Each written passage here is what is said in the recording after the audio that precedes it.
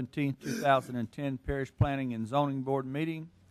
Would you all please stand while Coach Williams says the pledge and invocation?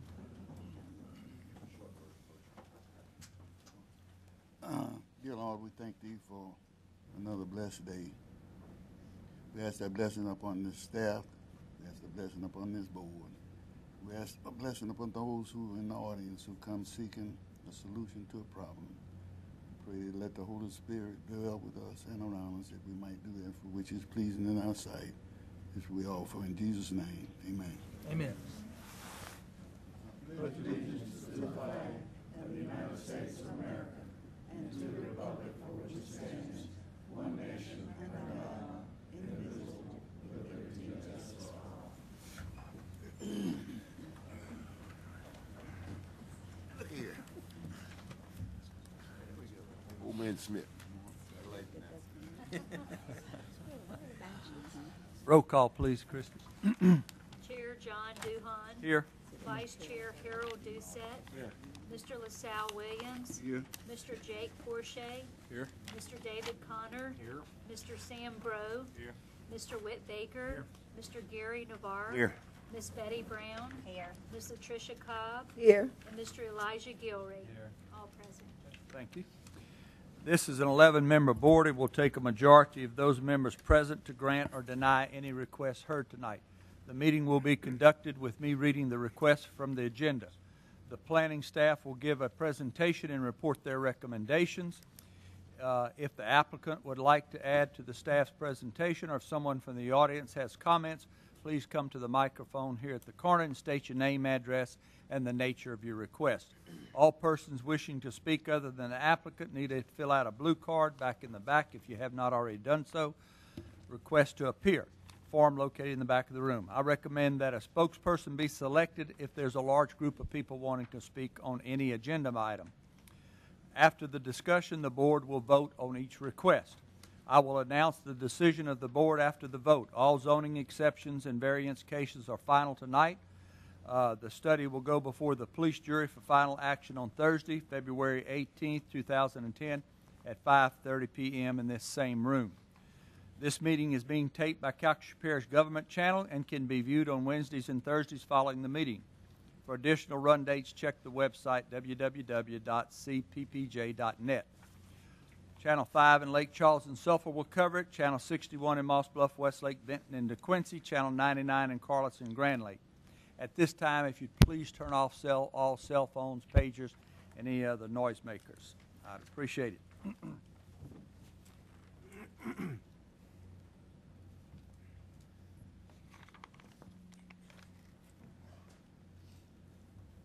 First item is to approve the minutes of the December 16th, 2009, January 19th, 2010 zoning meeting. I got a motion. Second.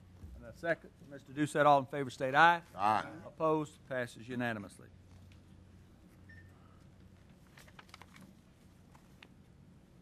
Consideration of authorization of streaming of parish planning and zoning board meetings by the parish government channel. Mr. President, basically, as you're aware that the government channel now broadcasts our meetings, that only happens a couple of times during a specific week. They have therefore wanted to know if we'd be interested in basically having a streaming. We have the capacity now to do that, and we can do it on YouTube. That way the public can basically watch a meeting at any time. They just go to YouTube and punch it in and see the whole meetings. Okay. Does that require our approval? Yes. Okay. You heard Mr. Vickers. I'll need a motion on the issue. Moved. I got a motion from Mr. DeVar, a second from Mr. Doucette. All in favor state aye. Aye. Opposed? Passes unanimously. Next, we're having a little bit of trouble with our electronic vote, so we're temporarily asking for a verbal roll call. I need a motion on that for items that need to vote. So moved. Got a motion from Mrs. Brown, a second from Mr. DeVar. All in favor state aye. Aye. Opposed? Passes unanimously. The first item is to take appropriate action on case EX 03-004-10, a request by Dwayne Tullis for a zoning exception to allow residential development of manufactured home at 3099 Highway 14 East in Ward 3. Ms. Wallace? This property is located in the Lake Charles area, and it's 3.7 acres of R1 zone property. The petitioner recently bought this property from Jeff Davis Bank, and at the time of the purchase, he was not aware that manufactured homes weren't allowed in this zoning. So he came to us and requested the exception. He would like to place his 2006 manufactured home on this property. He is currently living in this manufactured home in a manufactured home park. In 2006, the board granted a request of the previous owner, Brent LeBove, to allow a modular home on this property. The modular home was never placed there. We never issued a permit for it, but you guys did approve that request in 2006. The staff does request that the request be granted with the stipulations that the development adhere with the site plan on file with the Planning and Development Office, and that the manufactured home be skirted prior to utilities being connected. And I do want to direct your attention to some supplemental information that we have for all of you.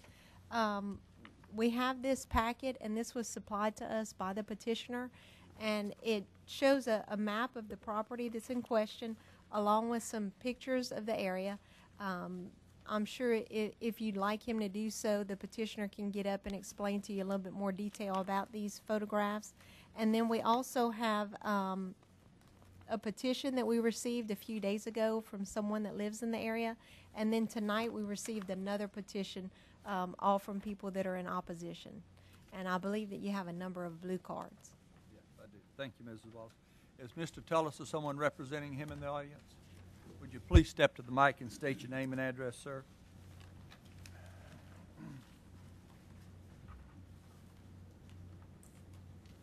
My name is Dwayne Tullis. I live at 5859 Tom Abear Road, Lot 200, Lake Charles, Louisiana, 70607. Mr. Tullis, I think most of us are familiar with it, but would you bring us up to speed a little bit? Tell us what you're doing and what you want to do. Like she said, I bought the land unaware that it was zoned from, wasn't zoned for mobile homes. The realtor didn't let me know, nor did Jeff Davis Bank. I assumed that it was because of all the mobile homes in the area. I'm within a few hundred yards from a trailer park on Corbina Road, and there's a trailer to the south of me, and there's quite a few trailers in the neighborhood, and I took some pictures and showed you, put them in this packet before y'all, and I have additional photos of mobile homes in the area, but I'm just looking for an exception to put my mobile home there until I can afford to build my house. And Did I understand you correctly? You said you're looking for until you build a house? yeah, I'd like to build a house. Eventually. I hadn't set any plans yet. Or Any other questions or comments by any board members of Mr. Tullis? Yes, Mr. Doucette. How long do you think it'll be before you build a home? Honestly, I'm not sure. Not a time frame. That's your desire. Within 5 to 10 years, definitely. I have 5 boys. I'm a single income family, so, but I do plan on building. So. Any other questions or comments? Thank you, Mr. Tullis. I got a couple of people that are Barbara Cureton. Would you please step to the mic, state your name and address, please?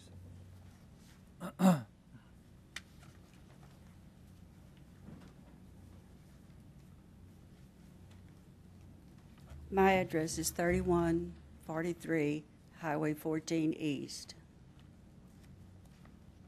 Yes, ma'am. I have a statement I'd like to read to the board, please. Go ahead.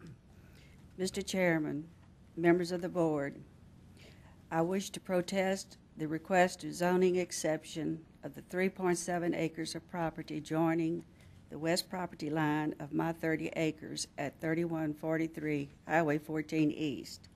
My south fence separates this acreage from the lovely Gale subdivision. The 19 acres belonging to Mrs. Farr is to the west and south. My family has owned this property since 1940. I have been improving it since 1957.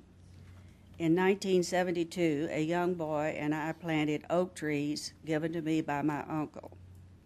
I used a yellow lead pencil to attach the trees to hold them up.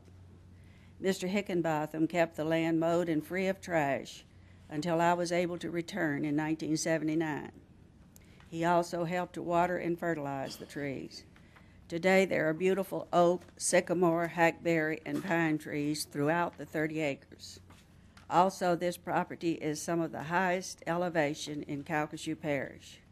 It will be a perfect place for beautiful home sites. There's a 500-foot, 4-inch well on the property to furnish water for further landscaping and development. We had 2 greenhouses on the property with over 5,000 plants to be used for landscaping. Hurricane Rita took care of all the plants and the greenhouses. It is the intention of my family that the integrity of this land be maintained so that when the economy improves, a continuation of a subdivision that is at least as much of an improvement to Ward 3 as the present Gale subdivision. If the zoning exception is made, we will no longer be able to maintain the value of the property. While I can appreciate Mr. Tullis's desire for a home, I cannot agree that all the other property in the area should be devalued for him to do so. A simple phone call to the landowners in the area would have afforded Mr. Tullis the knowledge that we are very much opposed to anything that will hurt the area. It is our opinion the bank and the real estate company representing the bank did Mr. Tullis a grave injustice. Development of our property would already be underway. However, the national economy prevents investment of this magnitude at this time. For us to see my property and Mrs. Farr's property cast aside for a 3.7-acre manufactured home is most frightening and most discouraging. We own 49 acres of land presently zoned for single-family dwelling.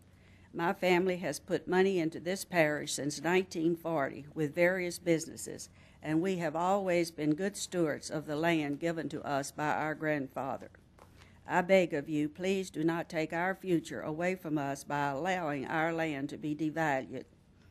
Give consideration to the future tax revenue that will not come to the parish if this real estate is devalued. I am fighting for the future of our family land, but you, as public servants, need to consider the tax base. Thank you, Ms. Cureton. Have any board members got any questions or comments, Ms. Cureton? I'm not through. I'm sorry. Go ahead. I would like to ask you, is this what my tax dollar and the tax dollars, I'm sorry, I'm getting ahead of myself here. Hurricane Rita stopped our continued development of the property. My husband worked 1 year after Rita, clearing down trees and trash for the land. Our age and health prevent us from further development alone. A lifetime of hard work, sacrifice, and money will be lost if our property is devalued. A developer negotiating with my real estate company has stated he is no longer interested if the trailer is allowed on the property. I cannot blame the man. What person would invest millions of dollars with a trailer in his face? Neither my sister nor any other heir put the trailers on Corbina Road. However, Mrs. Farr has cleaned up the area. You no longer find dope, trash, and undesirable people living there. When development is at hand, it will not take a month to clear the area of the trailers or anything else that might be in the way at that time. On leaving the Planning Commission office, which, by the way, is most luxurious, huge offices, fine furniture, in one of the most expensive pieces of real estate in Calcasieu Parish, looking out over our beautiful lake, I read the statement by the staff at the bottom of Mr. Tullis's request for exception. He stated that the staff recommends that the change be granted. I would like to ask you, is this what my tax dollar and the tax dollar of every person in this room is paying for? I deeply resent that people sitting in luxurious offices with fine furniture and computers that generate pretty colorful pictures Ms. Tullis, let's stick to the issue. are making decisions about my future. I pay these people salaries, and they have the gall to want to take my future away from me and call my homeland a pasture. I have brought pictures to show you people the land your staff is calling a pasture. I'm reading a novel which takes place in Russia at the start of the 1900s. The writer details what the people of Russia went through when Lenin came into Ms. power. Tullis, we limit all speakers to 5 minutes. You've already exceeded that, so if you would wrap it up, please. All right, I have one sentence. I'm sorry. I Ms. walked to Puritan, my I'm sorry. car. I most certainly understood I'm dealing with Lenin. I'd like to give your board members these pictures to look at of Sure, the if you'll pasture just of my pass land. pass it over here. Any of the board members have any questions or comments of Ms. Curtin? I do. Ms. Curtin, Mr. Doucette would like to ask you a question. Yes, ma'am. I went by that property Sunday, and there's, from what I can gather, it looks like at least 2 trailer parks and maybe land that looked like it may have been sold off to house mobile homes. And There's I only guess one what trailer. bothered me was that the man that you said was going to buy your property doesn't want it if this one trailer is put there. By my estimate, just by driving through, there's probably 120 that I visually can see up and down Corbina and down Highway 14 in that immediate area. I would have to say there's quite a few mobile homes in that area. Sir, I beg to differ with you. My sister owns the trailer park that's on Corbina Road that is a part of this original piece of real estate, and there's no such thing. There might be 25 trailers. I'm talking about as far as the geographic of that area, all up and down Corbino, western, eastern, and then Waterside across 14. That's a nice little place over there. But through all in there, there's a lot of mobile homes, and immediately near where this man wants to do this, There is a trailer park near where he wants to put the trailer. Right. That trailer park was there before we inherited the land. We can only do something about it at the time of and development. I agree with you. I was just curious as to why. Now, there's a trailer on my property. It's on commercial property, but that trailer will be gone by hopefully the end of March. We can't move it out. It was put there for a caretaker when my husband and I were very ill. It is leaving, but it can't leave until the weather gets better. Sure. Any other questions or comments from any other board? Yes, Ms. Cobb. The gentleman said that he would be building a home. Are you in objection to him placing his trailer there until he builds a home? The people that are looking at my property will no longer be interested in it if a trailer goes up, period. My sister and I are trying to keep 49 acres of land for future development. My sister will be the one to remove the trailers that are presently on Corbina Road, but the economy is just not there yet. But if this is allowed, then we have no future. Ms. Brown. How long has the trailer been there that you said was going to be moved that you had used for the caretaker? Ma'am, I'm not sure, but I think it's been there probably 3 or 4 years because I'm sure it's been there 3 or 4 years. But it is on the commercial part of the land, not the residential part, but it is leaving. Yes, ma'am. Thank you. Any other questions or comments? Yes, Mr. Gilbert. The developer that you have, has he shown any kind of concern for the other property? I believe as Mr. Doucette was saying, on the other streets? I mean, is the only one he's concerned about is this, Mr. Tullis' property? Yes, this is what he's concerned about because this leaves it wide open. Once this trailer comes in, there's nothing to stop the next one.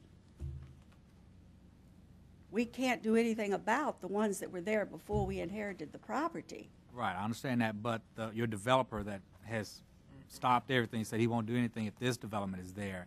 Well, that's Has he- right. That's right, because, see, he's interested in my sister's property also, and here'd be a trailer stuck right in the middle of what he wants to do. The man can't possibly do that. But he has no concern about the other property, the other. Well, I'm sure he has concern about it, but it won't be in the middle of his development. This Other would be questions, right in the comments? middle of his development. The developer that you're talking about, has he provided any kind of a statement to verify what you're saying, or is he possibly here to make that statement himself? Because, you know, for us to listen to your position and your evidence is you're here. But for you to carry a third party's statement of what their intentions might or might not be, really is not for us to, it's, in other words, something signed by that developer to say that would have helped us. Sir, whether this developer goes through with it or not, there is no developer who will do it. I can't do it. I can't do it myself if I decide to develop it. It would be impossible for me to do it. There is a real estate lady in the audience who can probably address this better than I can. Mr. Navarre? Yes, ma'am. You said those other trailers were there since y'all inherited. When did y'all inherit the property?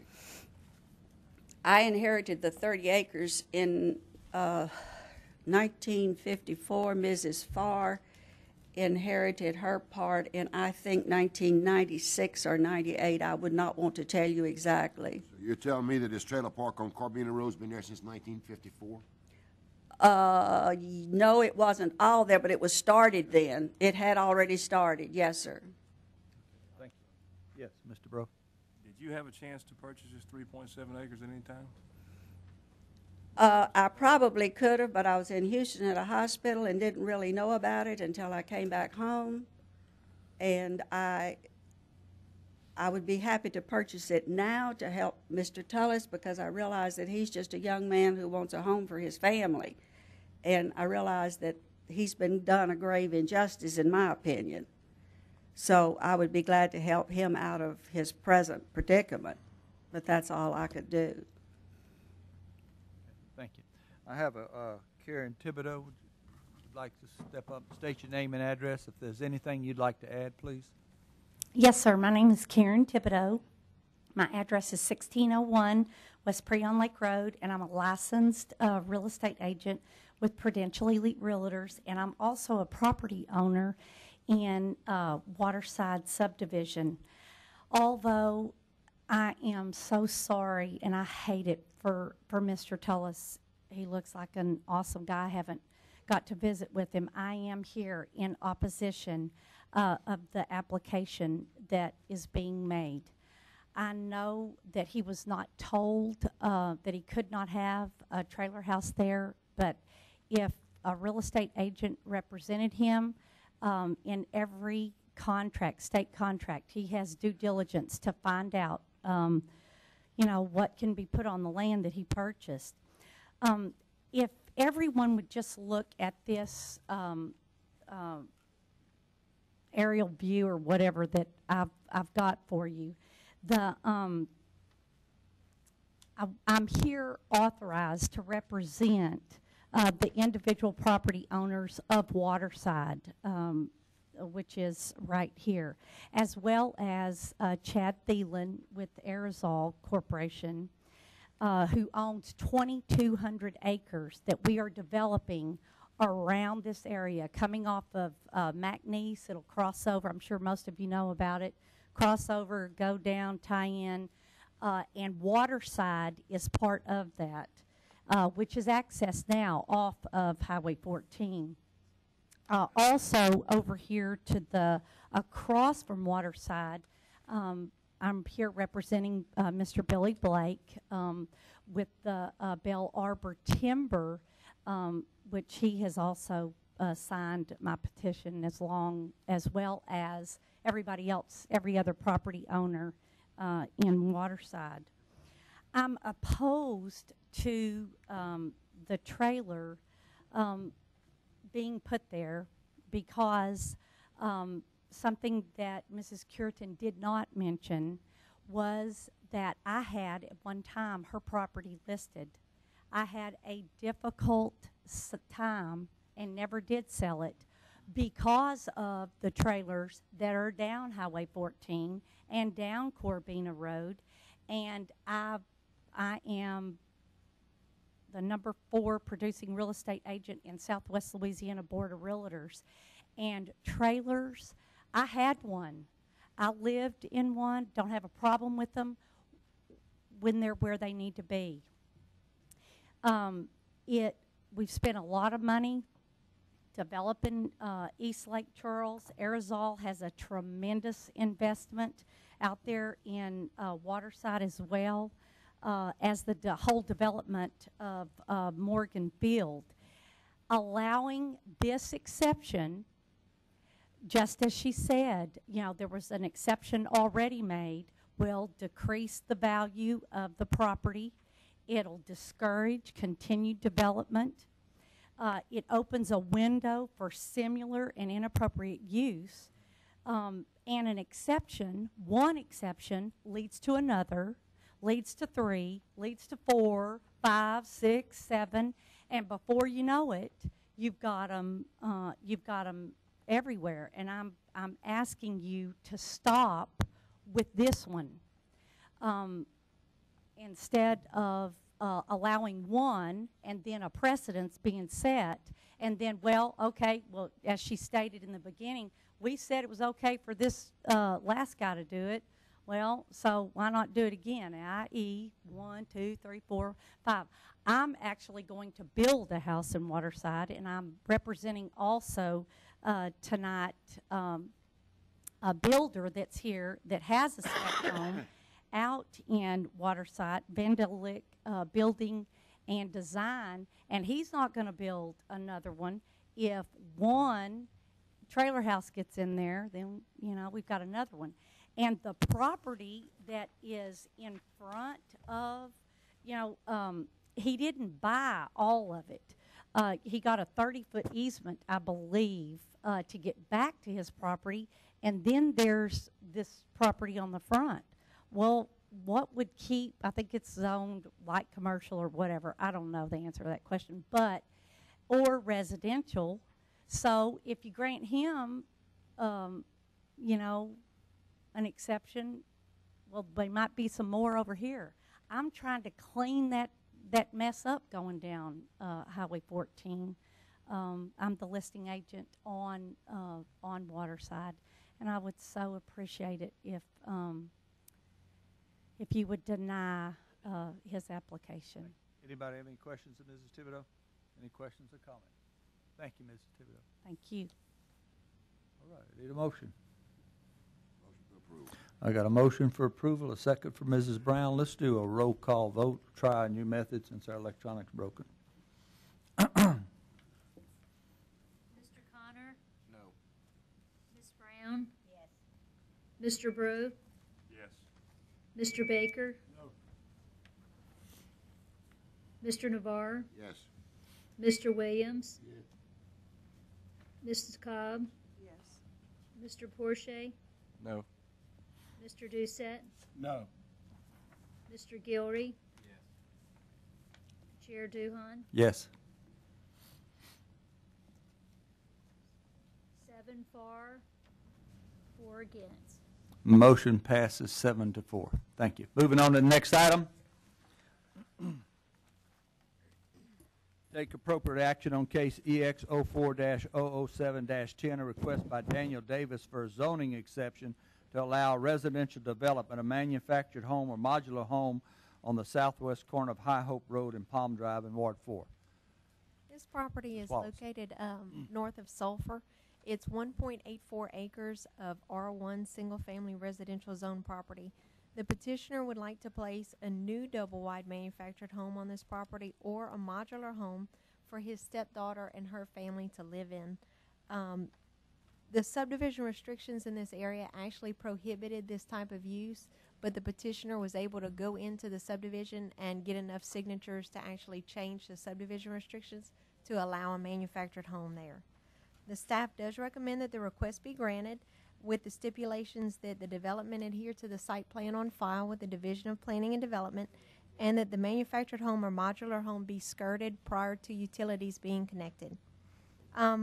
Before you guys move on, I do want to let you know that I received a call today from a woman named Charlotte Hollingsworth, and she and her family own some property in that area.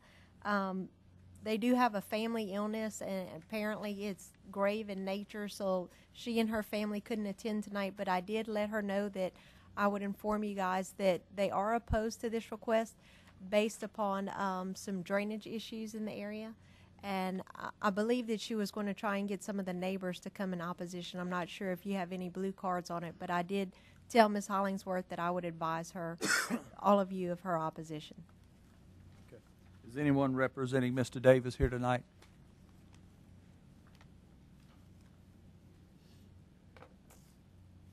Please state your name and address first. Devin Bertrand, 5051 Highway 27 South, Sulphur. I'm here for Danny. That's my stepdad. He couldn't be here. He's sick. We do want to place a double-wide or modular home on it. We're currently in a 2-bedroom trailer, and we have 3 boys that live with us, so we're a little cramped. The land has been kind of developed. It has a driveway already, and it has a house pad that's been built there for a couple of years. We're wanting to do either the modular or the trailer on runners, a brand new one. The lady that wrote the opposition is not a member of the subdivision. I did speak with everyone on the 2 blocks that are in the subdivision, and I obtained over 50% of the signatures that was required for the amendment to be changed. And I spoke with everybody within the 2-block radius of the subdivision. Thank you. Any questions or comments? Yes, Mr. Doucette. So the amendment or the charter of the subdivision has been changed, or the members of that subdivision to allow this. And it's been filed with the clerk of court's office, yes. Okay, that's all I needed. And what date? Do you have a date on that? What, approximately? It would have been recently, Recently. probably in the last It's like month the or two. 15th or the 16th of January. Okay, that's what I want to know. Okay, thank you. Any other questions or comments? Motion for approval. We got some opposition. Okay. Yes, thank you. I've got a couple of people who wanted, John Pena.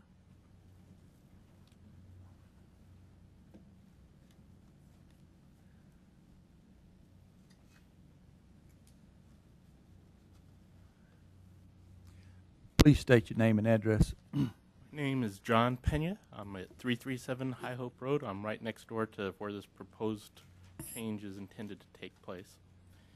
But I just heard a bit of information that I hadn't heard before, that the rules of the subdivision have been changed. Is that correct? Could you help me with that? The deed restrictions have evidently been amended to whereby that a certain majority of the subdivision is authorized that the restriction be taken off where it didn't initially allow mobile homes, and it's been amended to whereby a mobile home can be placed there. Okay, I was unaware of that fact. My understanding was there's several roads that go to the south of High Hope Road, and my understanding was the first half of that, essentially there's a big drainage canal. Everything above that was supposed to be a permanent home of a certain square footage, and back behind that you could have trailers. But, you know, when I bought the property, that's my understanding, and I'm sure for most of my neighbors that was their understanding going in, is those were the rules and what to expect in the future. And so when we bought our property, we placed a value on that and whether it was acceptable to us, you know, for our own personal preferences. And so that was really my contention, and that I'm sure most of my neighbors would be, is how do you compensate for the change in property value to ours? It may benefit someone else, but there's a lot of people that end up on the losing end of this proposition. So thank you. Any questions or comments of Mr. Pena? Yeah, Do you reside in that subdivision, or are you across the street? Where do you live? I'm right next door. There's 2 properties between Palm and High Hope. I'm on one of them. This is the other one that faces High Hope. And the Hollingsworths that were mentioned, they have property right across High Hope. Mm-hmm. I just live in a modest home, but I know right across the street from this property there's a very nice home, and I'm sure that's part of their concern as well, as what it does to their property value. Thank you. Well, I'm sorry. Mrs. Cobb, go ahead. Okay. You were not aware that they changed the restrictions in the subdivision? No, when I purchased... You were not approached with it? I was not approached. They had mentioned that they had gotten signatures of over half the people over there. I was never approached there.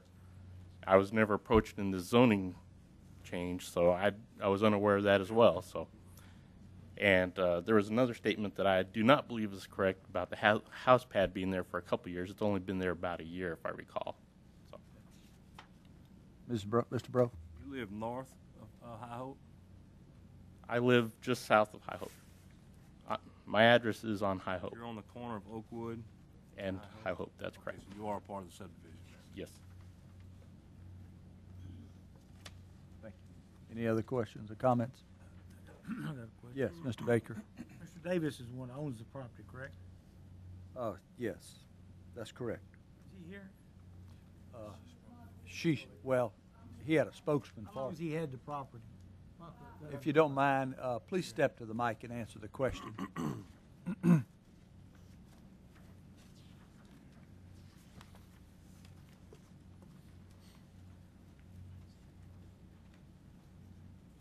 I think we've owned the property close to 5 years.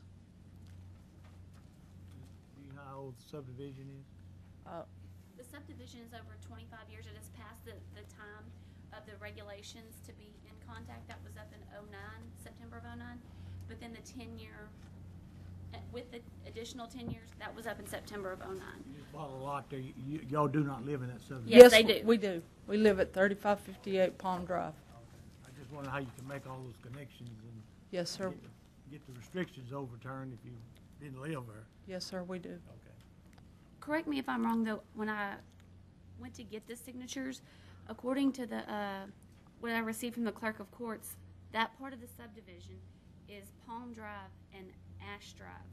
Is Pine Knolls. No. Yeah, Pine Knolls Part 2.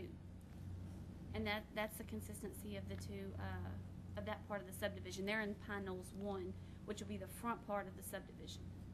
So they're not in the same, but they are, their lot is adjacent to ours. I got you. So that's probably why he wasn't asked, because it did include his. Yes, sir. I got you. Thank you. Any other questions or comments?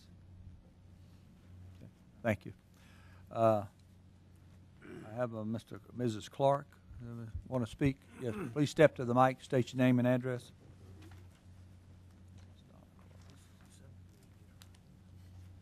Good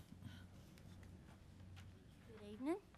My name is Donna Clark. I reside at 3563 Ash Drive, part of the subdivision. I was not informed of any of this restriction changes. I was not asked because they know I would oppose it. I live right, I don't know if you called it behind or in front of them, the mother and daddy. That piece of property that you're looking at right there, in every situation with the rain, and I'm sure you guys know, we've been here many times over the flooding out there, that the only thing that is not underwater is the center of that pad that's been there for a little over a year. Okay? So, to me, whatever, and Danny knew that when he bought the property, that piece of property flooded. Now, from what I understood years ago when he first bought it, he thought about putting an apartment complex there. Now, that's just hearsay. I don't know that for sure. Okay? So, I guess when you have something that you can't do anything with, you change the restrictions and you don't bother the people that you know is going to oppose it. Okay? I've been out there 34 years. I don't know how long Danny's been there.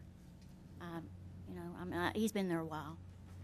But I don't appreciate not being informed of things that are changing when my whole life and my whole family life has been there. I'm sure none of you guys would either. Thank you. Any questions? Comments? Thank you. I'm sorry. Mr. Gilbert's got a question. Presently on the property, and they No. want to add something else? No. That is a flooded piece of property that you can't do anything with. And when you put something, we're already just, the flooding situation is horrible. And y'all know that. Yes, Mr. Vickers. Ma'am, Are you aware of the fact that the Gravity Drainage Board out there is working on a plan, and basically they have They've been working on it for many, many years. well, and they have the funding now. It's taken quite some time to accumulate the necessary funds. They've Been hearing that for years too. Well, And I'm not trying to be ugly. We're just discouraged, and we don't want something else out there to lower our property value. And I certainly understand, and I just want you to be aware of the fact that we realize that there's been some period of time to whereby it needs to be corrected. Unfortunately, is that it takes time to go through the process of getting core permits, getting the funding, and so forth. But I think that they're at a point now that this spring, when it dries up, I think you're going to see some major improvements in the drainage out there. I know that board That's is. great for the homes, but we don't need a mobile home on that piece of property. Well, whether it's a home or a mobile home, I don't know what that matters. Nobody wants to be flooded.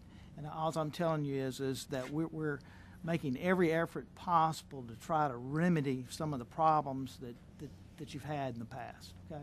And I understand that also, but if that's the case and it's not going to be flooded, then he can build a home there. There's a house pad there. You see what I'm saying? Okay, thank you. I mean, let me ask you one more question. Would any of you guys up here want a mobile home in your subdivision? I got a park right around the corner from my house. Wrong question. And it doesn't I live in an value your unrestricted property? subdivision. Any other questions or comments? Thank you, Ms. Clark. I've got one more. Yes, sir, Mr. Bro. How many people live in the phase of the subdivision that you're in that the restrictions got changed? That subdivision doesn't just, that's not those two streets. It goes all the way down for 5 or 6 streets. Well, that's what I'm asking. How many Oh, lots? there's a lot of people that live out there.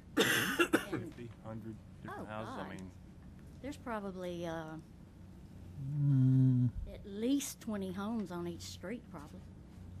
and in your restrictions, it called for 50% approval to change or amend the I'm restrictions? sorry? I said, in the restrictions, it allowed for them to be amended if you had 50% or more in favor? I have no idea. Nobody approached me about anything. And I live on Ash, there are 2 streets in the subdivision. Okay, so if there's 25 or 30 homes, and there's over 50% approval, then there's a lot She of had to folks. have a lot of names, and if she went there with saying those 2 streets are in that subdivision, somebody needs to check into that, because when I bought out there in 1976, that subdivision was supposedly 5 or 6 streets. So I don't think that's right. But I may be. Any other questions or comments? Mr. Davis, representative back up here. Yes, somebody representing Davis, would you please step to the mic again? Someone has a question for you. I think Jennifer does. Wait a minute, before you speak, Mrs. Wallace, do you have a copy of that deed restriction where it was changed, amended? Sure do.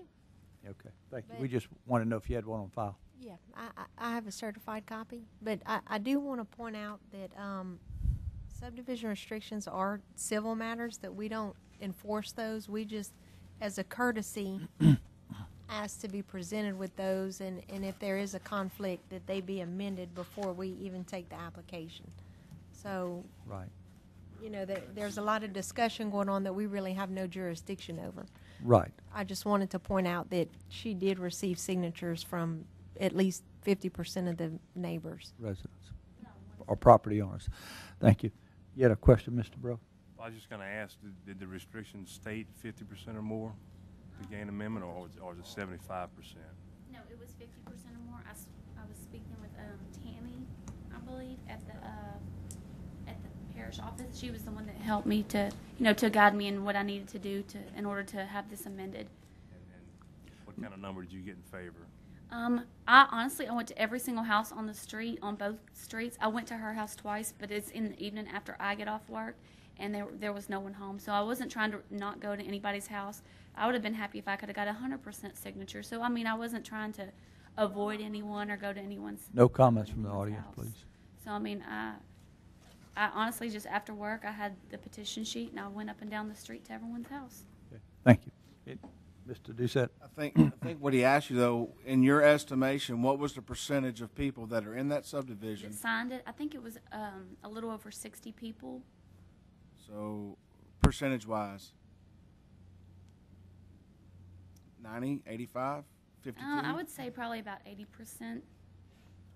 That's what I was looking for. I mean, the only majority people, of the support honestly, when from I the went to residents. someone's house, I didn't get any no's. The only people that did not sign up were people that when I went to their house that they weren't home. I mean, I talked to every, single homeowner in that subdivision individually. Thank you. Yes, Mrs. Cobb? You know, a lot of people say modular homes and they say trailers. Yours is a modular home, it's not a trailer. It was either or. Honestly, right now we're looking at building a house, but we had already signed up to do this. So, but we looked at modular homes and we were looking at brand new double wide trailers like the 32 by 80 size mobile home. And I mean, there's an overwhelming amount of trailers already in the subdivision before they even purchase their homes, because the back end of the subdivision allows to have trailers on certain lots.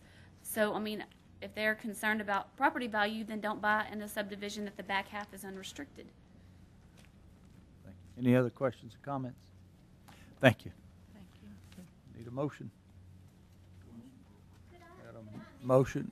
No, ma'am, not now. We got a motion on the floor by Mr. Doucette, a second by Mr. Poche. Let's do a roll call vote. Christie?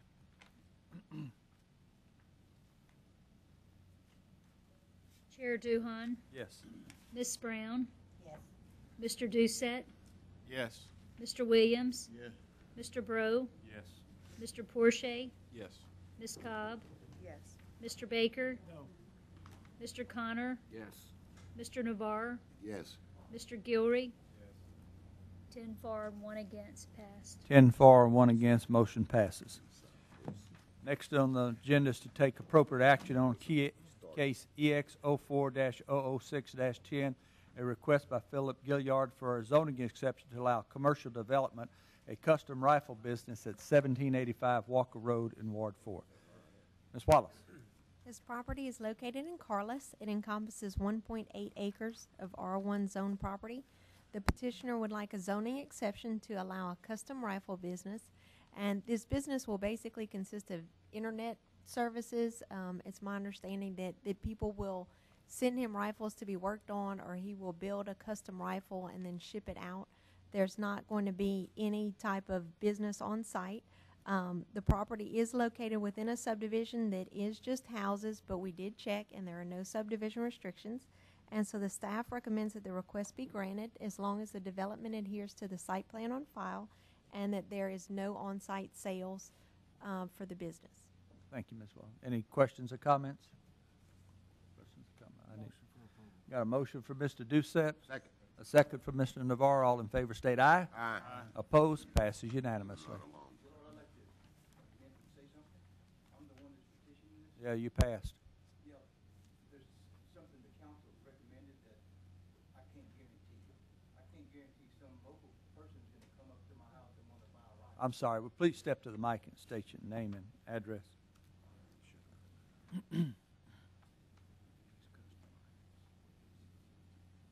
My name is Philip Gillard, and I live at 1785 Walker. Okay. When I applied for this zoning exception, my primary business will be internet, and I'm hoping that's all it is, pretty much. But, you know, there's a lot of hunters and fishermen in this area, too, and I've been approached by about 100 people so far. So I can't tell you that I'm not going to have some person drive up to my house. I'm not going to have a parking lot. I'm not going to have a sign and that kind of stuff. But I can't tell you strictly give me internet. I don't want to be held responsible to that because I don't have control over all that kind of stuff. Right, and I think our zoning ordinances cover that. If it's just 1 or 2 vehicles, it's Okay, well, it just said no on-site sales. I just want to make sure you guys understood it might happen. yeah. You can't be open for the public to come and go. So to Right, well, I don't want that either. speak. But deliver a rifle or pick one up. Okay. Thank you. Thank you. Okay. Next is to take appropriate action on case VA 03-013-09, a request by Charlotte Manning Connect for a zoning variance to allow non-conforming lot of residential development on Big Lake Road in Ward 3. Ms. Wallace. This is a case that you all heard in the fall of last year. It was deferred so that we could figure out some property ownership issues. The property is in South Lake Charles in the Deatonville area. It's zoned agricultural, and it's a little bit less than 1/4 of an acre. The petitioner would like to have it approved as a non-conforming lot, and the petitioner would like to sell to Mr. Brad Holly, who will build a residence on this property. We found in part of our research that the lot was divided as part of a succession, and our records went back to 1987 when the petitioner did inherit this property. There were no road frontage requirements at that time, but there was a 1/2 acre minimum lot size in place. So even when the lot was recorded, it wasn't legally compliant. So basically, the petitioner was given a piece of property that she can't do anything with at this time. We did find that she owns the property outright. I know that there were some questions about whether her brother owned the property with her and things like that, but she does own this property by herself. Being that she owns the property by herself and that she had no control over how the property was divided, the staff does recommend that the request be granted to allow this non-compliant lot. I have been in contact with one of the real estate agents that's working on this, and they are aware that the development will still have to meet setback requirements, even though it's a small lot. And they also know that a commercial sewer system approved by DHH would have to be installed. Thank you. Commercial or residential? Commercial, because of the small size of the lot. How many, Yes. how many houses would that have to, with that sewer system? No, it would just serve this one lot. The way an individual system usually works is it dumps the effluent out to the street, and then you have to have so much road frontage where basically the sun can do its work and absorb all the nutrients. These people don't have the appropriate road frontage, so they'll put in a different sewer system that is going to treat the effluent a little bit differently. Mr. Baker? The lot here, she owns that lot. Yes, she owns that lot. That's my memory, the brother that they couldn't find owned the other lot. Right. They found him?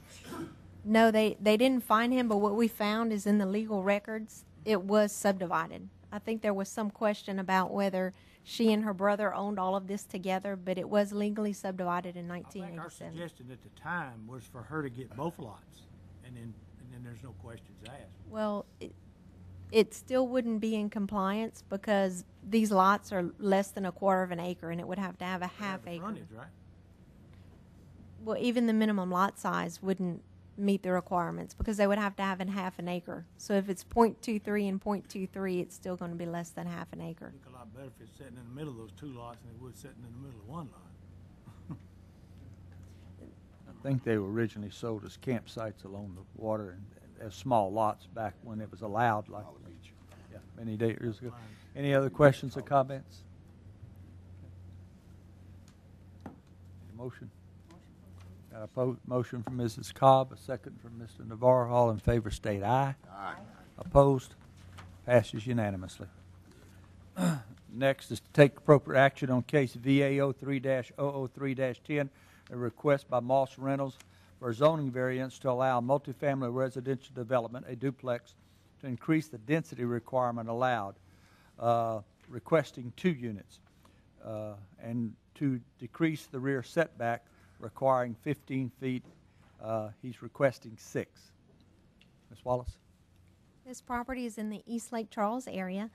It's 0.12 acres of C1 zone property. So the petitioner does need to have a zoning variance and a zoning exception to allow the duplex. It would be 2 units that would be 2 bedroom, 2 bath each. There would be a concrete driveway and 4 parking spaces, brick facade, hardy plank sides, centralized mailboxes, a 6-foot cedar fence on the south and west property lines, ingress and egress markers, and landscaping. The proposed development would tie into the existing parking and fencing of the 3 duplexes to the north. Those 3 duplexes were actually built after the board in 2008 granted a similar request to the petitioner. The staff does recommend that this request be granted. with the stipulations that the development adhere to the site plan on file, that the driveways and parking be hard surfaced, that a landscaping plan be submitted and approved within 30 days of zoning approval, and that the landscaping be installed upon completion of the duplex, that all individual trash cans be kept on the side of the duplex, and that a 6-foot cedar fence be installed on the south and west property lines. Thank you, Ms. Wallace. Any questions or comments? Motion for approval. I got a motion from Mr. Doucette. Second from Mr. Navarro. All in favor state aye. Aye. Opposed? Passes unanimously. Next is to take appropriate action on case RZ03-001-10, a request by Reeves Development to rezone from A1 agriculture to I2 heavy industrial to allow a heavy industrial development, office, warehouse, and storage yard for aggregate at the southwest corner of East Prian Lake Road and Highway 397. Ms. Wallace? I believe that the petitioner does have a presentation they'd like to make, so I'll just run through this brief very quickly. The property is east of Lake Charles and encompasses 442 acres. The property is currently zoned A1 agricultural. They would like to rezone to heavy industrial to have an aggregate yard, an unloading facility, and an office structure. And the aggregate yard would be used for coastal restoration efforts. The development would consist of a 20,000 square foot office and warehouse. It would tie into Waterworks District Number 5 of Wards 3 and 8. There would be an individual commercial sewer system, 12 to 20 employees. The developer will meet any FAA regulations with regard to the height of structures out there. There would be a new proposed railroad track to be included in the development, along with the aggregate laydown yard, 50 hard surface parking spaces with landscaping. Some of the aggregate materials would be trucked off-site, and then there would be 3 potential stormwater retention areas. Thank you, Ms. Wallace. Did you want to say something, Mr. Reeves, or make a presentation? My name is Charles Reeves. I live at 4840 East Shoal Creek Drive here in Lake Charles. I'm with Reeves Development. We intend to construct an intermodal rail facility to receive and ship freight from Lake Charles.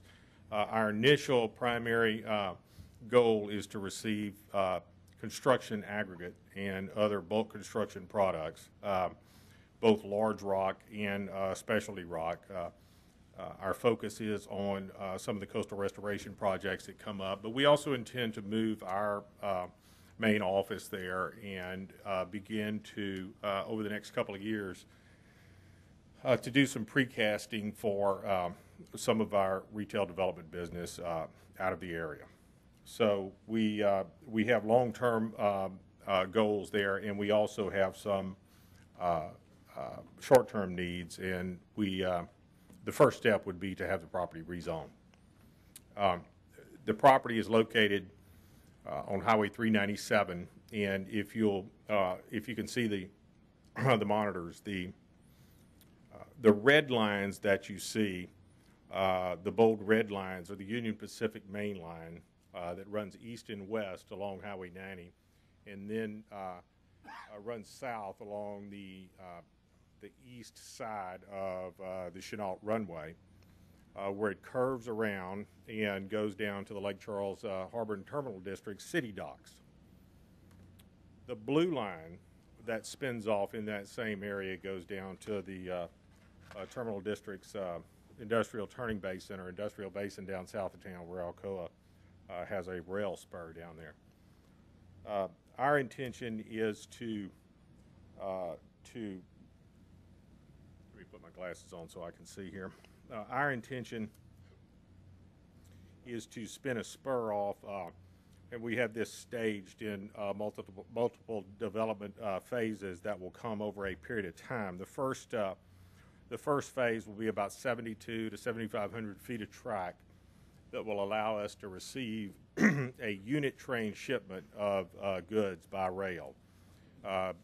Rail becomes very competitive when you begin to move product in increments of 40, 60, 80, 95 and above cars, where the railroad can leave from one location, deliver the product to another, you have a fixed amount of time, usually about 24 hours to offload that product, and then it goes right back to where it came from.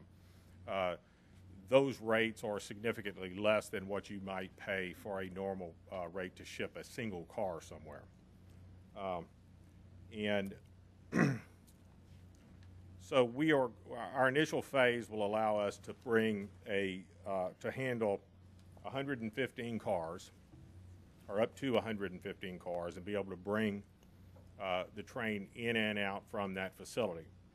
Hopefully, as time progresses and the business grows, we will be able to finish the second and third phases, which will bring us back around in a full total loop that can benefit the entire area, in that we will have the ability to loop trains around. If somebody wants to bring product in here to ship out from the port, we'll be able to stage it here. The port's not going to be able to bring a 130-car train down to the city docks. So if they're going to bring a large volume of goods through by that type of mode of transportation, we'll have to bring it into some place like this and then stage it into that area. So, but again, our initial phase will be the first 7,300 feet of track that will allow us to bring the aggregate trains in. So just a little bit larger picture to kind of show you what we intend to do. As we've kind of gotten through this, our engineering concerns have dictated minor changes to the plan, but we kind of feel like that this particular plan that we have here is probably what's going to occur, and this will be our initial phase here. And we will build kind of an office warehouse type facility. We'll do it out of insulated concrete wall panels. It'll have a faux brick look to the outside and a standing seam metal roof. And it'll have our offices there, as well as a warehouse facility to house our product as well. Thank you, Mr. Reeves. Anyway, any questions? Mrs. Wallace, would you give us a little administrative review of this project, please? Well, I just wanted to point out this packet that we had given you guys earlier with the pictures from Mr. Tullis.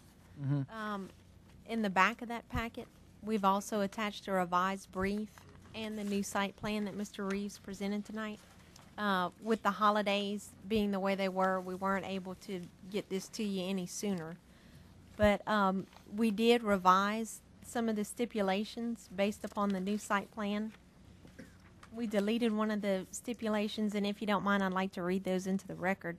Yes, if you would, please. The staff recommends that this request be granted with the stipulation that the development adhere to the revised site plan on file, with the understanding that the Director of Planning and Development or designee could authorize small adjustments based upon any engineering or technical information that comes to us in the course of construction, that permit issuance is subject to the findings of a drainage impact analysis and issuance of a DOTD permit, that the petitioner will take necessary steps to maintain dust control within the development, that a landscaping plan showing necessary parking and buffers be submitted and approved by the Division of Planning and Development prior to permit issuance, that the development adhere to the stormwater dust management practices, that notice of intent for application for an LPDES permit through the Department of Environmental Quality be submitted prior to development permit issuance, that a developer's agreement must be signed with the Division of Planning and Development, and that the Highway 397 entrance be the primary access for all truck traffic. Mr. Reeves, you're familiar, I'm assuming, with all these stipulations that you Yes, just sir, I read? am, Okay, yeah. thank you. Mrs. Cobb? I just have one question. Mr. Reeves, you said about the tracks, you're going to be building tracks through there? Yes, ma'am. And are they going to be connected with those tracks that are in that subdivision?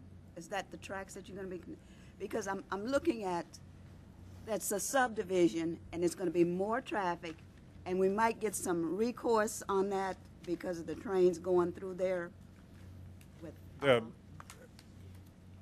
let me see if I could specifically address that.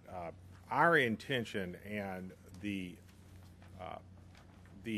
business model that we have today doesn't require us to put any traffic on the line south of us to that facility. I would think that in a minor way, I would hope anyway, that over a period of time, as the new Shaw development comes online and other things occur out at the turning basin out there, that it would provide some traffic from that area to us by rail. We've not had any conversations with anybody about any specifics about that, and I can't comment on anything that I think has an immediate chance of coming in. But I will say this. I don't see any significant amount of traffic occurring to the south as a result of what we're doing here. That was just my concern. Yes, ma'am. Yes, Mr. Bro. Your rail spur, it'll be used just for the moving of aggregate and stuff like that? No hazardous materials or anything like that? You know, no hazardous materials meaning waste products or anything like that. In fact, we are specifically restricted from, they talked about the Aerosol property before. I was an original partner in Aerosol and am very close friends and associates with those folks. So we've set this up so that it is that we've got the proper buffers, that we're complementary with one another, and we are specifically precluded from any type of waste product. But when you say hazardous materials, you know, I think hydrated lime is actually considered a hazardous materials. That's also a construction bulk commodity product. So I'd want to be clear about the fact that that there could be hazardous materials, but no waste of any type.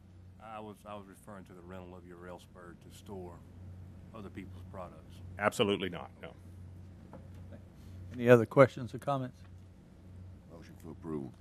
Thank you. I got a motion for approval from Mr. Navarro, second from Mrs. Brown. All in favor state aye. Aye. Opposed? Passes unanimously. Thank you very much. Thank you. Okay. Next is to take appropriate action on case STO 3-001-10, Phase 1, a request by Calcasieu Parish Police Jury for a feasibility study to reclassify some areas commercial. Ms. Wallace. This was deferred from last month's meeting. On December of last year, the police jury authorized the staff to take a look at the feasibility of rezoning some agricultural and single-family residential zone property in the Highway 14 and Highway 397 area to light commercial. The staff did take a look at that area, and we did feel that the area was going to develop commercially in the future, especially when you look at the development trends in the area in the past 5 years. There has been minimal residential development. We've issued 2 permits out there. One was for a daycare and one was for a barn. And we also did a zoning approval for a meat market that has not yet been permitted. And in Vision Calcasieu, we did see this area being somewhat the future of South Lake Charles. It's now going to be East Lake Charles. So we do see a need in that area for light commercial uses such as professional offices, convenience stores, hair salons, dance studios, and things like that. We do still recommend that the bulk of the property be rezoned to commercial, but after we met with some of the property owners in the area, we have revised the boundaries of that commercial area, and it's the last page of the packet that I gave you.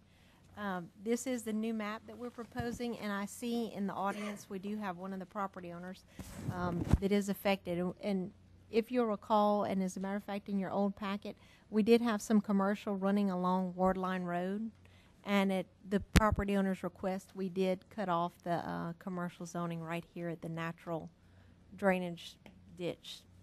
So that's the only modification that we made after we met with 3 sets of property owners, and the staff does still recommend that you rezone the property, but just using this revised map. Thank you. And a reminder, like she said, after last month's meeting, you know, they met with all the property owners, and I think some of them tweaked it a little bit, and that's what you have tonight. So any questions or comments? Motion for approval. Motion from Mr. Doucette, a second from Mr. Navarro. All in favor state aye. Aye. Opposed? Passes unanimously. Next is consideration of an amendment as follows. I will ask Mr. Vickers to explain that to the board, if you would, please. Well, this has to do with our administrative review process. It needed a little tweaking. And Jennifer, you want to go ahead and explain this? Since Sure. Thank you. A few years ago, the Planning and Zoning Board and the police jury authorized the staff to implement an administrative review procedure, and it did dramatically cut down on the number of cases you guys hear. It's for mostly simple requests, commercial zoning where someone wants to place a residence and things like that. And it's just an expedited form of approval. We still post a sign, we still do a legal notice, we still notify the police bureau in the area, but it dramatically helps the citizens that are impacted by this. So what you have before you is just very, very small changes to the administrative review, where we just define who can appeal the process and what the time frame is for appealing the process. Basically what we say, and this is all in your agenda packet, basically what we're saying is that the applicant can appeal the process and they have to do it within 7 days of the approval. Any questions, comments? I need a motion for approval. Motion. Got a motion from Mr. Doucette. Second from Mr. Navarro. All in favor state aye. Aye. Passes unanimously. Next item on the agenda is to advise that the police jury took the following actions on the January 21st, 2010 meeting. Police jury upheld the action on the Calcasieu Parish, the 397 Highway 14 item. I'm sorry, it was deferred and upheld by the police jury. Next item is to advise that the next Planning and Zoning Board meeting will be held March 16th, 2010, in the police jury room right here at 5:30. Motion to adjourn. Motion for adjournment. Hey.